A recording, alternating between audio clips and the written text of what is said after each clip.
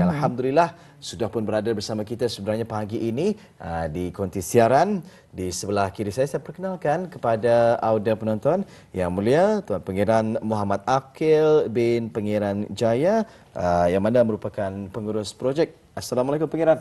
Waalaikumsalam warahmatullahi wabarakatuh. Selamat pagi. Selamat pagi. Sihat pagi ini ya? Alhamdulillah. Alhamdulillah. Dan di sebelah kiri Pangeran yang mulia Tuan Muhammad Luqman bin Saharan, pengurus logistik projek. Assalamualaikum Tuan. Waalaikumsalam. Sihat juga pagi ini ya? Alhamdulillah sehat. Alhamdulillah. Gembira rasanya ni Intan ya. Kita ni berdua berkesempatan untuk bersama dengan dua orang sukarelawan Brunei kita ni ya untuk mengetengahkan tajuk yang menarik pagi ini. Dan sebelumnya Rampai Pagi ingin mengucapkan selamat datang dan terima kasih Pangeran ya, dan terima kasih untuk buat Tuan Muhammad Luqman di atas masa yang diluangkan pagi ini berkongsi sedikit sebanyaklah ya berkenaan dengan projek yang dijalankan ini.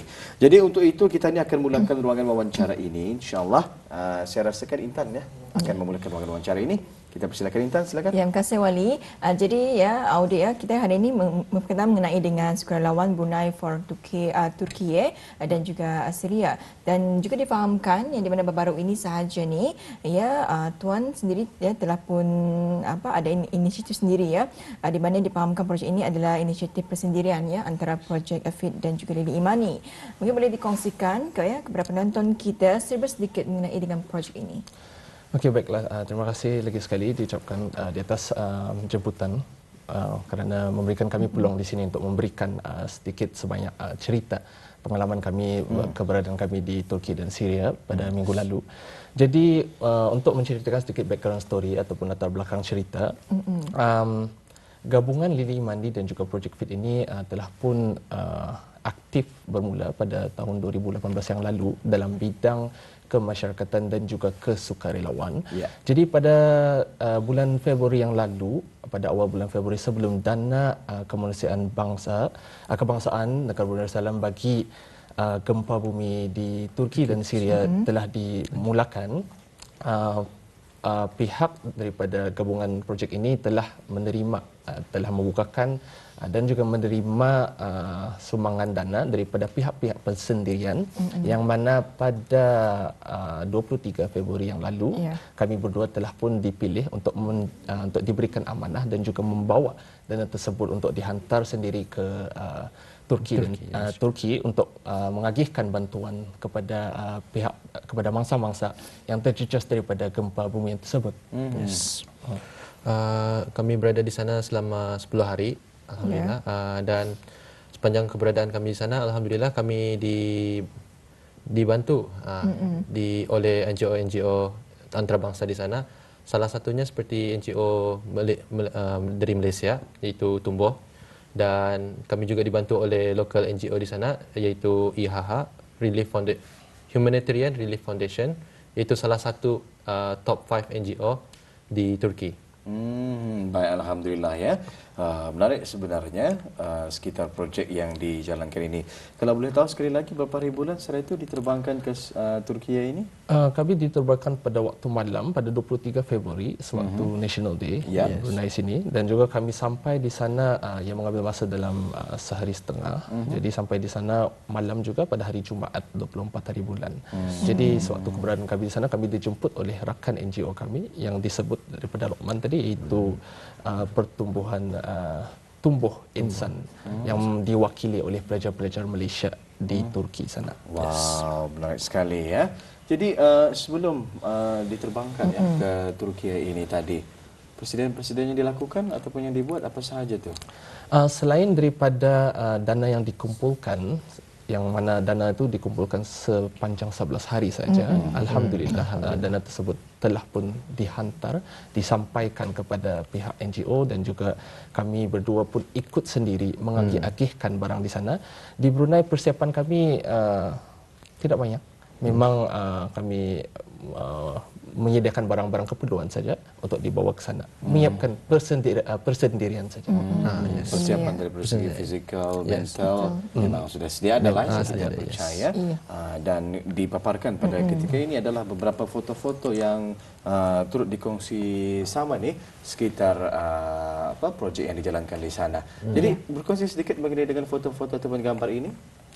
Jadi gambar yang tadi dapat lihat di tengah-tengah itu adalah warehouse ataupun gedung IHH, kalau standard Englishnya IHH.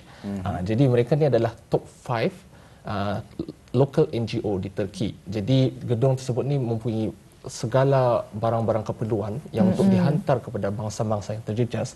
Dan juga di sana juga kami berjumpa dengan salah satu NGO di Malaysia juga, seperti Serantau Muslim.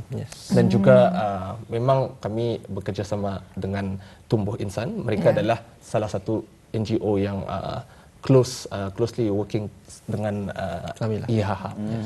Boleh berkongsi sedikit apa sahaja barangan sumbangan ini, Tuan? Jadi barang sumbangan yang kami berikan itu berlainan jenis mengikut tempat yang dihantar. Boleh jelaskan sedikit? Mengikut daripada makluman yang kami dapat, berlainan tempat memerlukan berlainan barang seperti di kawasan ini hanya memerlukan makanan, dan di kawasan lain memerlukan makanan dengan segala barang asasi seperti baju, selimut. Sebab di sana masa ni dalam keadaan sejuk, around 6 degree macam tu. Jadi memerlukan baju sejuk lah tu ya, Ya, ditebal memerlukan ya. baju sejuk apa.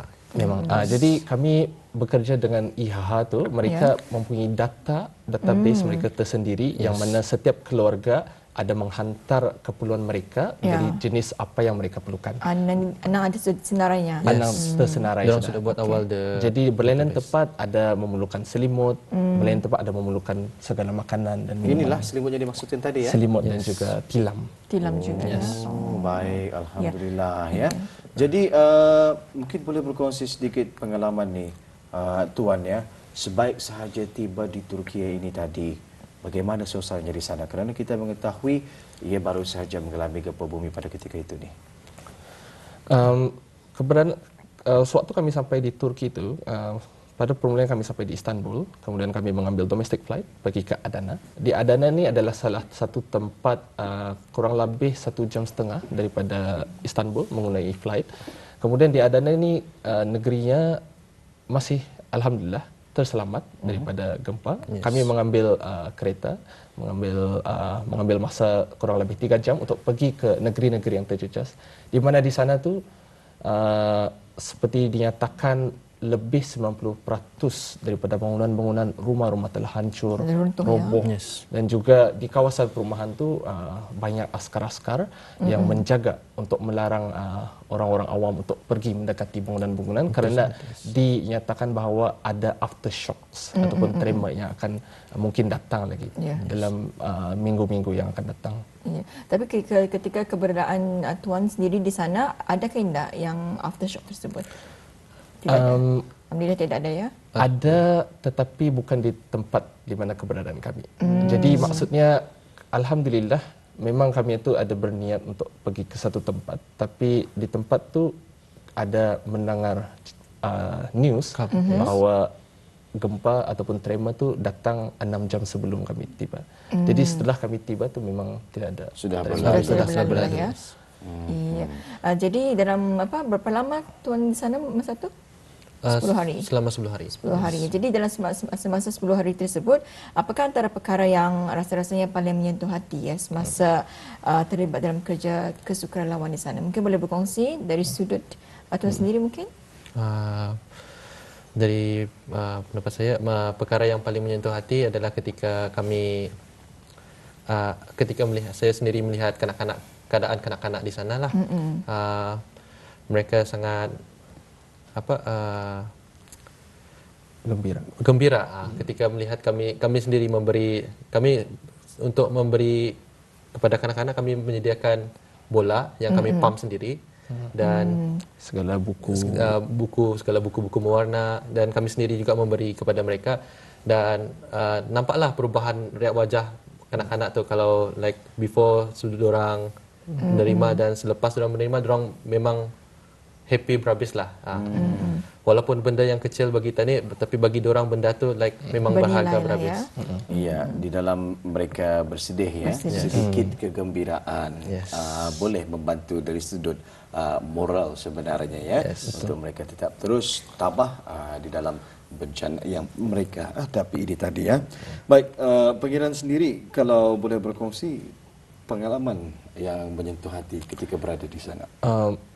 untuk menambah lagi apa yang disampaikan oleh Lokman sebelum tadi, iaitu ketika melihat sendiri kemanisan dari wajah kanak-kanak tersebut, saya sendiri sewaktu menghantarkan bantuan kepada seorang bapa yang berumur 55 tahun, di mana dia menyediakan dia punya tapak camp, kerana kebanyakan mereka sekarang tidur di dalam camp, yang diselimuti dengan canvas. Jadi dia menyediakan tapak camp dia ni di luar rumah yang telah hancur, rumahnya sendiri yang telah hancur, di mana bapa tersebut menceritakan bahawa dia kehilangan anak-anaknya, kehilangan isterinya, tetapi dia masih bekerja keras dan juga masih ada hati untuk meneruskan kehidupannya sendiri. Jadi ianya sangat menyentuh hati kerana sifat tidak berputus asa, sifat reda dan rendah diri kepada ujian yang telah diberikan oleh Allah Subhanahu Wa Taala terhadap dirinya sendiri. Pasti satu cerita yang tidak dapat dilupakan ya oleh pengiran sendiri, perkongsian daripada seorang bapa yang kehilangan isteri, kehilangan anak ya di usia 55 tahun. Rumah pun sudah tiada, mendirikan kemah di hadapan rumah. Pasti suasananya sangat berbeza. Sangat berbeza Pada ketika itu ya. Jadi apapun kita diharapkan ya, mudah-mudahan dugaan yang mereka mereka hadapi ini akan dapat diterima baik ya, dan mereka akan tetap redha dengan ketentuan Allah Subhanahu Wa Taala ini. Baik, berbalik semula kepada pengagihan barangan-barangan ini tadi ya. Jadi ingin kita tanyakan juga ni mengenai dengan agihan barangan ini, pengalaman semasa mengagihkan bantuan-bantuan ini tadi. Macam mana prosesnya, bagaimana ia dijalankan, siapa penerima-penerimanya, terbuka kepada orang ramai ke, ataupun ada list-list tertentu untuk menerima barangan tersebut? Mungkin saya boleh mulakan. Jadi sewaktu keberadaan kami di Adana tu, di mana kami dijemput oleh rakan NGO Malaysia, mereka membawa kami kepada IHH, iaitu gedung warehouse yang mana kami pun tinggal di sana.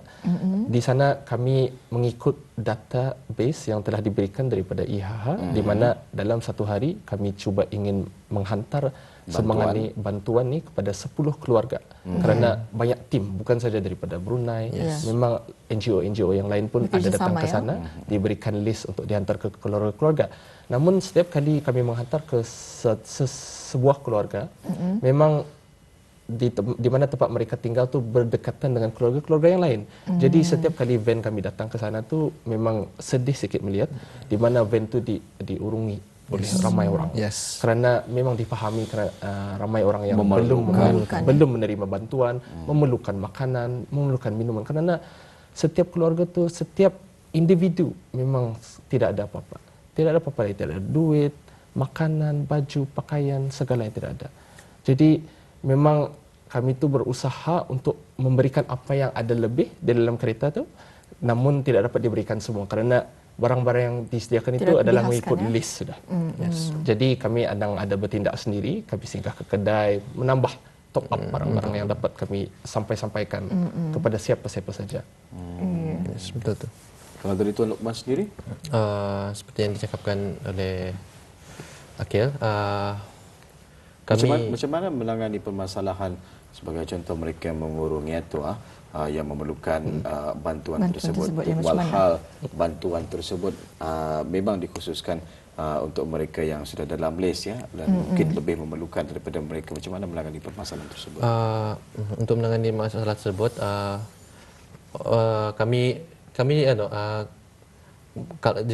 jika sekiranya kami ada barang yang lebih, memang kami memberi, tapi kami akan meminta diorang punya nombor sendiri, biodata dan nombor untuk kami masukkan dalam database IHH tu. Lepas tu di sana dalam database tu mungkin dalam masa terdekat kami akan menghantarkan secepatnya. Dengan secepatnya kami akan menghantar berangan ke tempat mereka. Baik ya, menarik sekali. Jadi di sana masalah communication macam mana? Di tempat kawasan-kawasan yang terjejas ni memang susah. Less than 10% yang pandai berbahasa Inggeris. Tapi alhamdulillah dengan kerjasama kami bersama Pertubuhan Tumbuh ni dan juga IHH, mereka mempunyai interpreter tersendiri dan mereka pun pandai berbahasa Turki. Jadi mereka dapat translatekan apa saja yang kami ingin sampaikan. Jadi dengan halangan seperti tadi di mana kami itu diurungi oleh ramai orang, IHH di sana menjalankan tugas yang sangat baik di mana mereka dapat mengawal dan juga menyampaikan apa sebenarnya hasrat kami datang ke sini dan memahamkan keluarga-keluarga yang perlu meminta bantuan ini. Iya, menarik sebetulnya Wali ya apabila kita mendengarkan pengalaman daripada pengiran sendiri dan juga maklumannya apabila berada ya ketika dalam kejadian ataupun ketika menjadi sukarelawan ya Brunei untuk Turki dan juga Syria. Jadi ini rasanya dah 10 hari ya berada di sana. Jadi apa perasaan apabila ingin meninggalkan bumi Syria dan juga Turki ini? Pastinya rasa macam nyontan ini dah sampai hati ya. Kerana banyak lagi sebenarnya perkara yang ingin dibantu. Jadi macam mana? Mungkin boleh berkongsi. Kalau secara personal, kalau tak dapat tunggu di sana setahun, memang mau tunggu sana setahun. Tapi memang dengan komitmen yang ada di negara sendiri pun memang kena balik juga kan. Jadi untuk balik ke Brunei itu memang rasa berat hati. Tapi insya-Allah kalau ada kesempatan lagi ingin datang lagi kerana bantuan ni bukannya berhenti di saat sahaja. Memang akan berterusan. Kerana saya sendiri melihat negara yang terjejas tu memang akan mengambil masa untuk membina yang semula. Jadi barang-barang seperti bantuan apa tu memang masih diperlukan. Menurut jangkaan baik pulih setelah gempa tersebut mengambil masa kira-kira berapa tahun? Kalau mengikut apa yang kami mendengar daripada lokal di sana, mereka memberitahu kerajaan ingin mengambil masa dalam 1 tahun. Tapi wallahualam memang itu bukannya sesuatu yang dapat kami jangkakan. Apapun usaha giat dijalankan bagi memastikan membaik pulih ya negara-negara yang terjejas ini tadi. Baik, di akhir ruangan wawancara ini kita ingin mengetahui juga ini berkenaan dengan tajuk kita pada hari ini. Apa yang boleh disampaikan dan juga dikongsikan kepada penonton-penonton kita ni, ilmu dan juga pembelajaran yang dibawa dari sana untuk dikongsikan bersama dengan masyarakat kita ni khususnya di negara Brunei Darussalam ini. Kita mulakan dengan pengiran terlebih dahulu. Ilmu alhamdulillah dengan keberadaan saya sendiri di sana tu dapat mempelajari banyak di sana, dapat membuka mata, membuka minda. Jadi ilmu yang dapat disampaikan tu memang saya ingin sampaikan bahawa walaupun ada banyak halangan dalam menjalankan apa-apa tugas tu seperti kami berdua sendiri kan, sewaktu keberadaan kami menjalankan misi tersebut di Turki itu halangannya adalah seperti language, halangannya adalah seperti ramai orang mengagak, seperti kesusahan mencari kenderaan dan sebagainya. Jadi namun hati yang kukuh tu dengan doa yang diberikan, yang dipanjatkan daripada orang Brunei di sini telah memberikan kami itu untuk sentiasa berfikiran positif dan juga ini menunjukkan bahawa segala yang diinginkan itu akan dapat dicapai. Ya. Kalau untuk Nokman sendiri? Kalau dari saya, ilmu yang hendak disampaikan ialah yang saya nak sampaikan adalah semasa nak buat bantuan ni kenalah berpada-pada juga dan sentiasa berawas disebabkan kami di kawasan yang memang terjejas lah, dan juga sentiasa berhati-hati jugalah ketika memberi itu, mesti berhati-hati juga sebab disebabkan kan kami kena kerumus oleh ramai orang. Kami kena berhati-hati juga dengan barang-barang yang kami agihkan itulah supaya tidak terlebih ataupun tidak kurang ya. Jadi di samping kita ni ingin mengambil berat ya akan kemaslahatan mereka yang berada di sana, keselamatan sukarelawan kita ini juga adalah yang menjadi keutamaan di sana ya. Jadi mudah-mudahan ke depannya mungkin jika ada sukarelawan kita ni lagi yang ingin memberikan sumbangan dan juga bantuan ke sana ya, aspek keselamatan ini adalah antara yang patut diambil kira jugalah ya. Tetapi alhamdulillah semuanya berjalan dengan lancar pada ketika itu ya. Alhamdulillah. Pastinya semuanya adalah berkat doa daripada orang-orang kita ni ya, yang kita ni rafakkan sama-sama, dan mudah-mudahanlah usaha-usaha sebegini akan diteruskan sama-sama membaik oleh ya negara-negara yang terjejas ini. Ke depan ini ada perancangan-perancangan yang lain lagi? Pada masa ini insya-Allah memang ada, tapi masih dirancangkan, dalam rancangan ya. Dimeetingkan masih. Kerana apa yang akan disampaikan pada